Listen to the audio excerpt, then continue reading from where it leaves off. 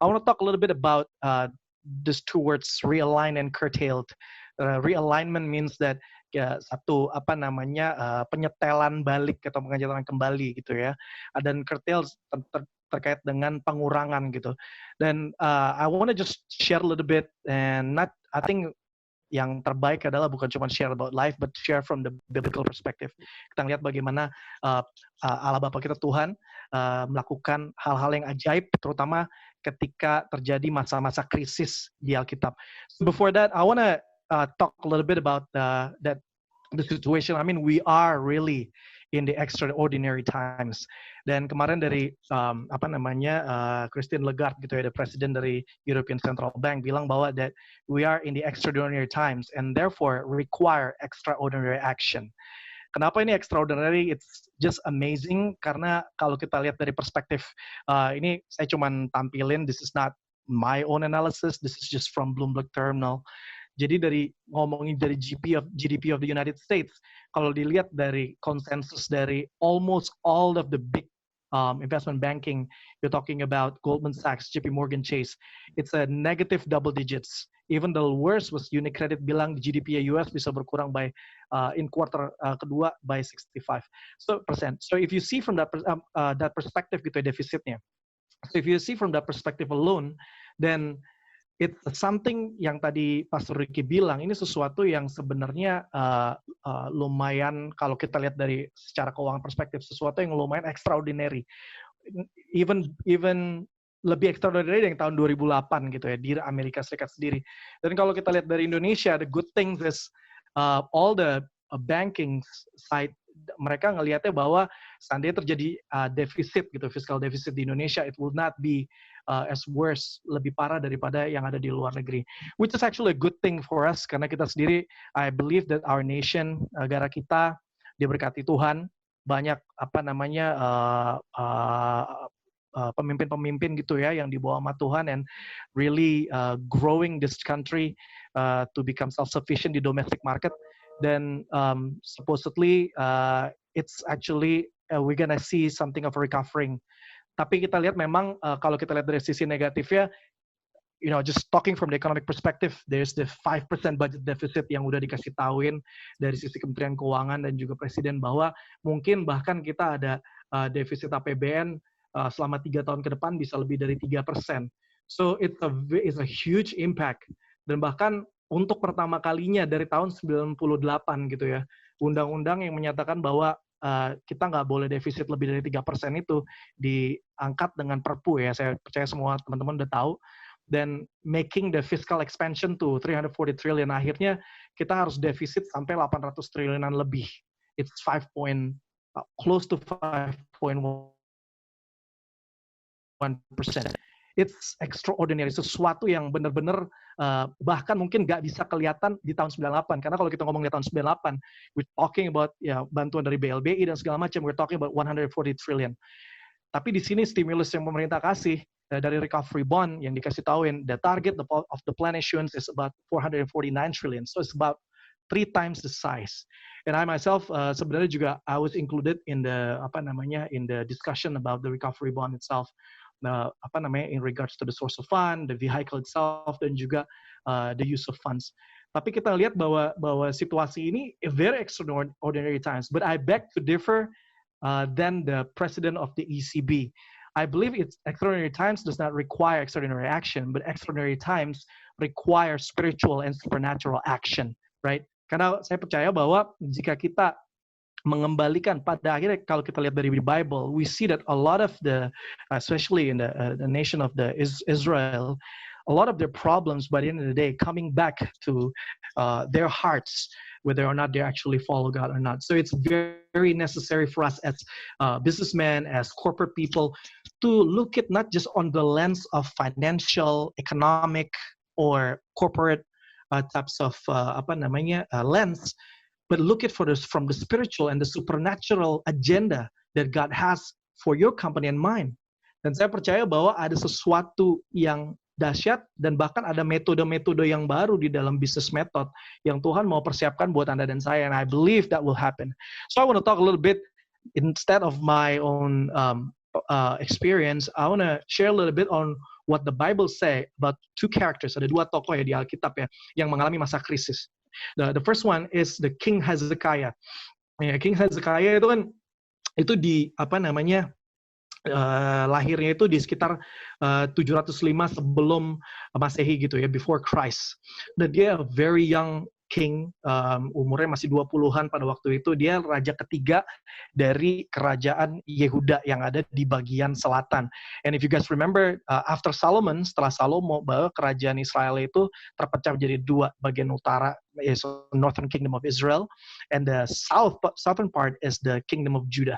And at that time, the crisis was this. There is an Assyrian Empire, ada satu kerajaan yang sangat besar yang mau menghancurkan, mereka mengkonsolidasi kuasanya di daerah Palestina dan Syria, dan mereka mau menghancurkan Israel. And what happened was that it was true. Israel was destroyed. Israel dihancurkan pada waktu itu, bagian utara. Artinya adalah, dan bahkan 10 bani, the 10 tribes of Israelites itu sampai terpecah belah dan hilang.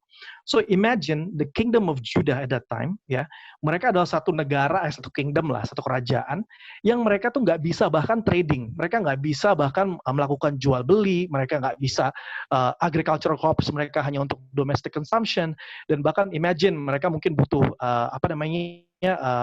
barang-barang yang harus mereka dagangkan, yang biasanya ada cross border trade, itu semua nggak bisa dijalankan. Kenapa? Karena the Assyrian was trying to destroy Hezekiah. So kalau kita lihat dari sisi sini, the crisis is talking about death. And it's also like COVID-19, it's talking about death. Bagaimana ini bukan cuma menghancurkan dari sisi kesehatan, tapi ini juga mencoba untuk menghancurkan dari sisi finansial, dari sisi organisasi. So I think we can learn from King Hezekiah what he did. Because we know by the end of the day, King Hezekiah ended up winning through God. And he was able to even continuing the descendants of Judah yang akhirnya melahirkan Mesias, yaitu Tuhan kita Yesus Kristus. So the first thing that's very interesting for us, this is a good perspective for our company. Yang pertama kali Hezekiah lakukan itu adalah ada sesuatu yang berbeda, something extraordinary. The first one is the 2 Kings 18 verse 4. Dibilang gini, he broke into pieces the bronze snake Moses had made, for up to that time the Israelites had been burning incense to it.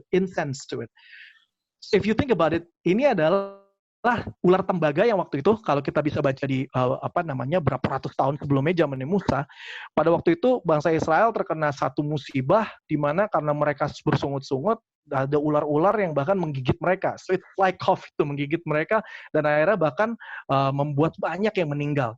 Dan akhirnya Musa disuruh Tuhan untuk membuat sebuah ular tembaga gitu ya. Patung ular tembaga is a bronze serpent. Dan pada waktu itu dibilang adalah barang siapa yang melihat the bronze or the brazen serpent, then they will live, dia bilang. Now jika kita mencoba untuk menggali lagi, bronze serpent is actually a messianic symbol. It's a symbol of Jesus Christ. Karena kita melihat the post symbolizes the cross. And if you read in Exodus 27, tembaga itu adalah itu adalah bagian atau bahan untuk pembuatan di altar of sacrifice, which is actually what the lamb was actually being sacrificed. So it's talking about Jesus. Tapi kenapa pada waktu itu, ketika mereka mau dihancurkan, satu negara, satu kerajaan mau dihancurkan, kenapa pada waktu itu rajanya, dia menghancurkan satu simbol yang seharusnya menyimbolkan sesuatu yang baik. Tapi ternyata kenapa? It ended up, the Israelites had been burning incense. Artinya adalah, cara mereka worship, the way they see, yang seharusnya melihat gitu ya, that snake is supposed to be us, we are the snake. But Jesus was put on the pole for us. And the way we as leaders, do we see it like Hezekiah see? Hezekiah pada waktu itu, like at that time, of course, the kingdom, like a CEO, he see that there is a wrong way of worship. So the first thing that he do, the first is realignment, is a worship realignment. Mungkin kita juga harus lihat perspektif kita sendiri. Just like Pastor Jimmy said earlier, are we, when we manage our company, do we align it according to Jesus' principle? Is it Christ-centered? Do we seek Him? Do we consult to Him? That's the best introspection that we can do. Just like what Hezekiah did. He broke, dan dia menghancurkan, broke into pieces, sesuatu yang sifatnya yang memakai salib kesannya ya untuk day gains gitu kan. But so God is not just about blessings, but He's about we see Him of a salvation, of a repentance, that we come to Him. And the second thing that we can learn from Hezekiah is something amazing happened during the time of crisis. Ini yang mungkin kita bisa bareng-bareng belajar juga. Waktu zamannya Hezekiah, there is a very amazing engineering brilliance that took place during the time of Hezekiah.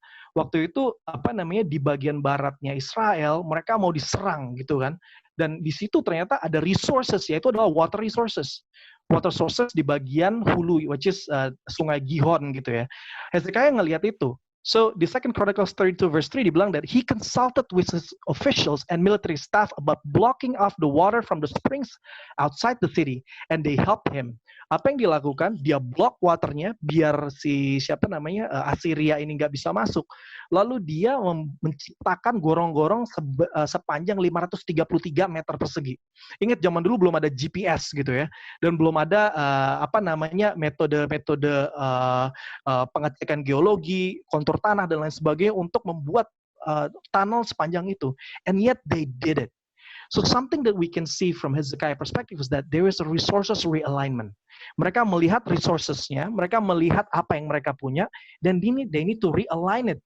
But it's not by Hezekiah sebagai seorang CEO, quote unquote. Dia bilang apa? He consulted with his officials, the leaders, the managers, and also the military staff. Talking about staff, orang-orang yang memiliki perspektif yang berbeda. So it's very important for us, I think, looking from the Bible perspective, to have team restructuring and also re-engineering, just like what Hezekiah did on the engineering of the Hezekiah tunnel. So that's an amazing thing that happened. Even kalau kita datang ke Israel sekarang, you can still see it, the Hezekiah tunnel, despite the fact that you cannot get in. But it's amazing. Jadi, what I can see from that perspective, looking on my own experience, was that it is, as a CEO sometimes gitu ya, I myself, I manage beberapa sektor gitu ya. As a fund, I personally am responsible of a fund about 10 trillion. Dan dari fund itu ada banyak sekali, about 70% got impacted. Terutama when you're talking about aviation, or when you're talking about toll road, all the infrastructure was suffering. But what I can see is that it takes team restructuring. It's not just a hierarchical, seorang bos yang mengetahui. Terutama kalau kita ngomongin about UMKM, seringkali kita memendamai itu kepada diri kita sendiri sebagai atasan untuk memberikan statement. But sometimes this is the time for us to question instead of to make a statement. It is the time for us to consult, just like Hezekiah did. And I believe in the power of God. When we have Christ as the center, I believe there is an amazing re-engineering. It becomes a great innovation for our team. And the third one, what's amazing, I think, about Hezekiah is this. There's a position realignment as well. In 2 Kings 19, verse 14, they bilang, Hezekiah received the letter from the messenger and read it. Then he went up to the temple of the Lord and spread it out before the Lord. Dia menempatkan semua the letters that came from the Assyrian. Ada kerajaan Assyria yang datang bilang kami akan menghancurkan, right? It's just like all the news from the COVID-19. Wah, dia akan menghancurkan. All the news that says, oh, sekarang bank giro wajib minimumnya udah naik 8%. Wah, berarti bank aja udah nggak liquid. A lot of banks are unable to provide the loan and things like that. Maybe those news come. But will you bring those news and put it at the temple of the Lord? What's amazing was that the position realignment is talking about Hezekiah waktu itu sebagai seorang raja, and yet dia datang ke temple of the Lord. This is in the Old Testament. So this really is a sign of royal priesthood. Sebagai seorang raja yang datang juga seorang imam atau nabi. So for us, especially for those of you who have your own business, it is also the time for you to become a priest. It is also the time for you to bring your neraca, laba rugi, statement of cash flow, akta perubahan, kontrak dan segala macam, put it on the temple of the Lord and say to him, Lord, I surrender this to you. And we know that Hezekiah, by the end of the day, won the victory. So I believe that, a lot of us, some of us are in this position di mana kita are being shaken and we need to realign and we need to be able to see it from that particular perspective. And these are the three things that Hezekiah did that we can highlight that could probably we can do to have an introspection of ourselves, realignment. Tapi ada juga dari kita yang the other way around. We are suffering curtailment atau you choose the word curtailment because I don't want to say downsizing, I don't want to say reducing because sometimes it's a negative connotation. Curtailment many times is just like reducing the payment in your mortgage. It's a mortgage terminology or jargon. Artinya mengurangi gitu ya, mengurangi untuk sesuatu kebaikan. But sometimes God is actually being in a situation when you have to lower actually the number of your resources. See from the character of Gideon gitu di Judges di Hakim-Hakim 7-8. This is years before Hezekiah. He's the 5th judge of Israel, and at that time dia diserang sama orang Midian, 135.000 orang. And the Israelites at that time awal-awal cuma 32.000 orang. Dan Gideon yang waktu itu adalah seorang quote unquote the leader, like the CEO gitu ya. He has to be able to lead under-resourced army 32.000 orang. Tapi apa yang terjadi bahwa Tuhan malah mengatakan gitu kan di Hakim-Hakim 7:2 bahwa kau terlalu banyak. Jangan sampai that you will boast because of your numbers. So if you see from that perspective, sometimes God works in a mysterious way, in a sense that for us to be able to assess our own capabilities in managing certain situations. So if you see from the perspective of Gideon, dia mengurangi dari 32.000 itu menjadi 10.000 pertamanya. If you see that, itu berkurang 68,75%. That's a huge impact. Salah satu konsesi yang saya pegang gitu ya di salah satu fund saya itu actually adalah Tol Jagorawi. Jadi if you pay for Tol Jagorawi, that's actually the revenue segmentation of one of the fund that I manage. But Jagorawi itu, I mean you can see it from newspaper, it has the revenue impact was about 50 to 60%. That's a huge damage. That's a huge damage to the point where there has to be a lot of restructuring that's going on, especially on the balance sheet side. We're talking about hal-hal yang harus dilakukan secara corporate action dan juga hal-hal yang harus dilakukan secara efisiensi. So pengurangan is very necessary, not just at the corporate perspective, organizational perspective, tapi juga on the financial perspective. We're talking about the operational efficiency. Because at that time, di Hakim-Hakim 7:3 dibilang, the fearful can live, mereka bisa pergi. So there's an assessment, but it's an unbiased assessment. What Gideon did was that he got from the Lord, and then he enforced it kepada the employment for the good of the nation. But not just that, mereka berkurang lebih parah lagi. Berkurang lagi 97%, to the point sampai kalau kita ngomongin only 0.95%, 4% left for the original army. So what happened was there? Gideon was put into a very, very, very hard situation. But when you're being put into that situation, one thing that we can know is that God actually can work through that. Because we know that by the end of the day, Gideon akhirnya menang dari peperangan dengan bangsa Midian. Dan ketika kita melihat itu, what is it talking about? It is talking about more of Jesus and less of me. Because we know by the end of the day, it is all about Him. The Judges 2 dibilang seperti ini. This is the word of the Lord. The Lord said to Gideon, you have too many men. I cannot deliver Midian into their hands, or Israel will boast against me. My own strength has saved me. It's a very, very interesting situation that Gideon was in.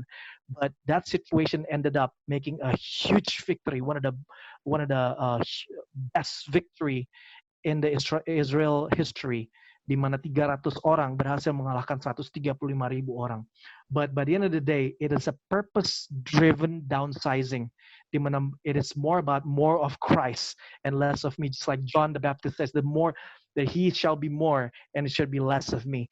So it's very important that the downsizing, it's for the good. It's not necessarily for a biased approach gitu kan. Wah, kita harus cut downsize.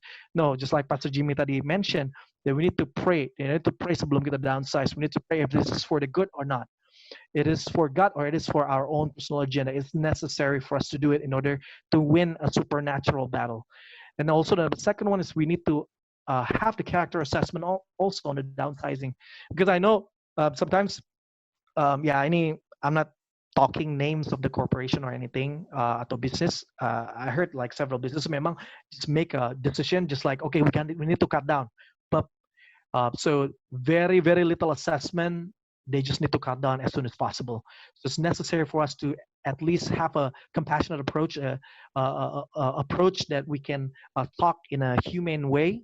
Then by the end of the day, to also approach it in the right direction. Dan terutama buat yang UMKM ya, sometimes it's necessary, terutama kalau operasionalnya pada akhirnya akan berimpact sekali kepada bisnis kita. It's okay to downsize. You know, I heard sometimes, oh, it's downsizing is as if it's like evil. Well, not necessarily. We see that Gideon, you know, he downsized the size of troops from 32,000 to 300 men.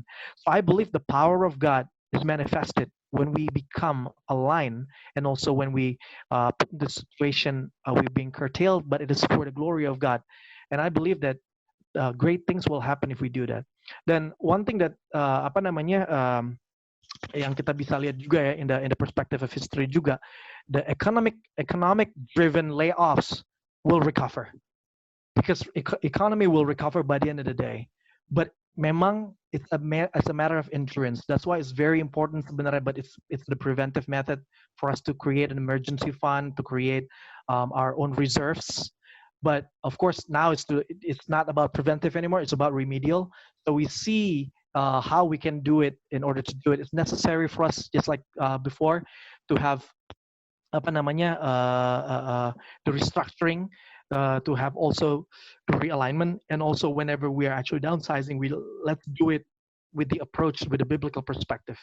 And I believe the Lord will lead us to the right direction. I think that's it for me.